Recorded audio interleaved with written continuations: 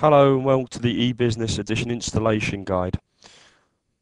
What I'm going to do is I'm going to install the eBusiness product over the top of a standard Enterprise installation. So I've already on this machine got Enterprise SQL with the demo and model the demo UK database and the model database.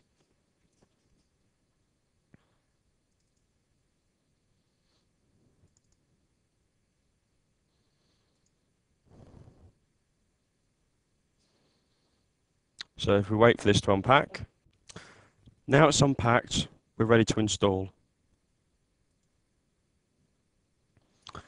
The second page is the license agreements where we're agreeing to the Interprise Suite license and also the ASP.NET Storefront license agreement.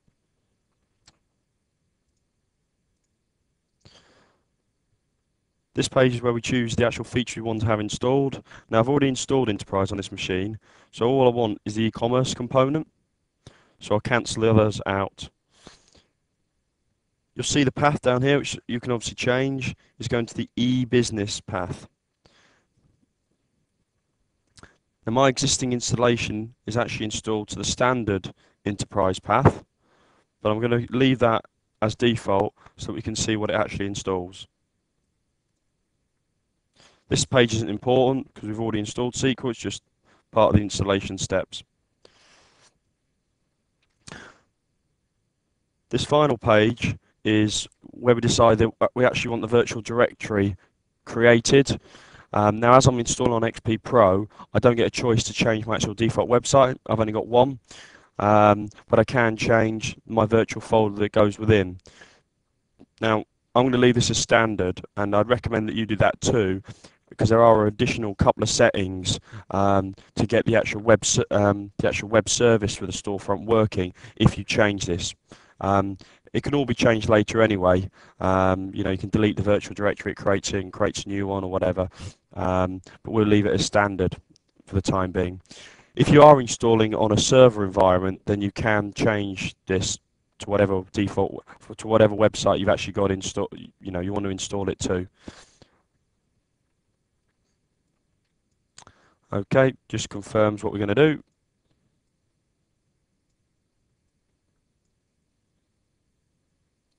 And away we go installing. During the installation, this error message has come up. It's very intermittent whether it does or it doesn't. It's not that important. It's just a case of we're going to need to amend a file when it's installed. So if I click OK, I may find it'll come back again. I think sometimes it can come back 2 or 3 times. Okay, so we've successfully finished the installation. Now what we do is go to IIS, which is in the control panel,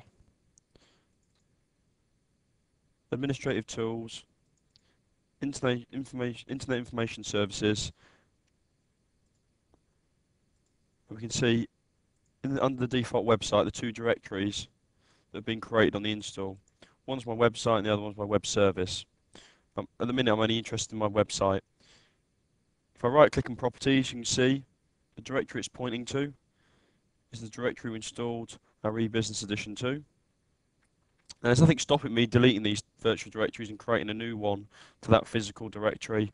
It doesn't, you know, by deleting the virtual directory, it doesn't change anything in the physical directory. It's solely just for IIS. Now, if I try and browse,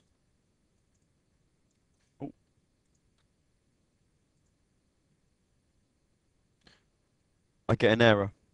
And the reason I get that error is because we got that error on installations through the configuration file. What's happened is it hasn't been able to change the actual web.config file to allow me to log into the correct database. So I need to actually do it manually. So to do that, open up my configuration tool.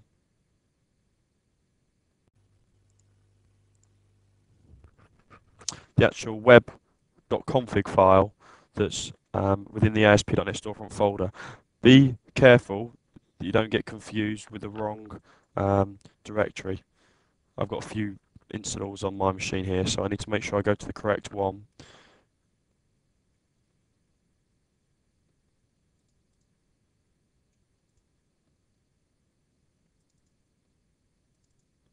And there's the correct one.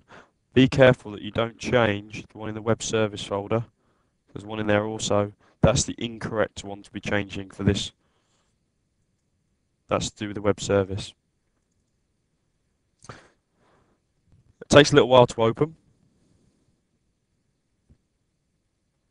Once it's opened, it gives us the logon credentials of the actual website. So what we can do is we want to change it to our Demo UK.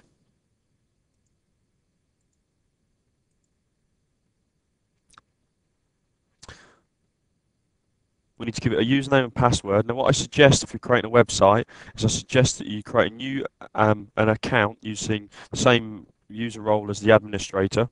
Just give it full access rights and create something like a web user within Interprise. Let's go and do that. Let's open up Interprise.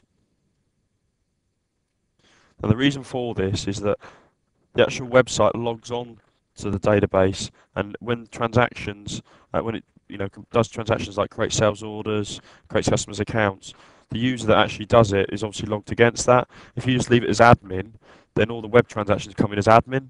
So when you're actually looking from an audit trail point of view, you've got all these admin transactions, and you don't know whether that's someone logging in as admin or the actual website. So if we just log on,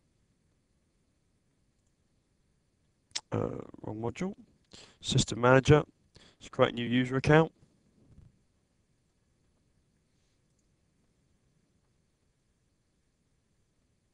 We'll call that the web user.